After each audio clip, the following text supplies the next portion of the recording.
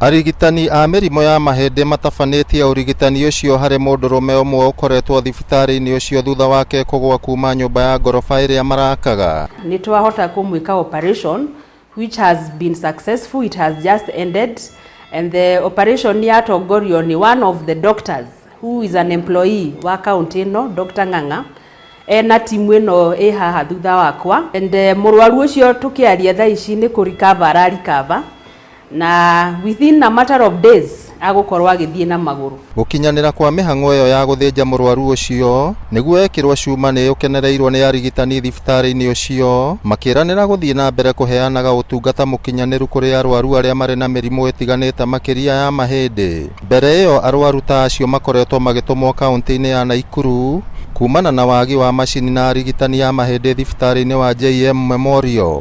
Ũyũ nĩguo mwambĩrĩrio.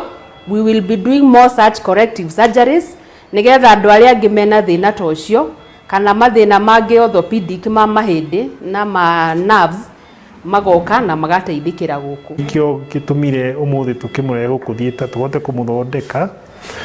kũmũthondeka mahĩndĩ macio, kũmekĩra cuma maikare ũrĩa magĩrĩirwo gũkorwo na kinya kwehereria nerves iria cirahihinyĩtwo ũguo cirahihinyĩtwo. Ngĩribotera Inooro TV kuma kaunti ya Nyandarua, rĩtwa rĩakwa nĩ Simon Ngure.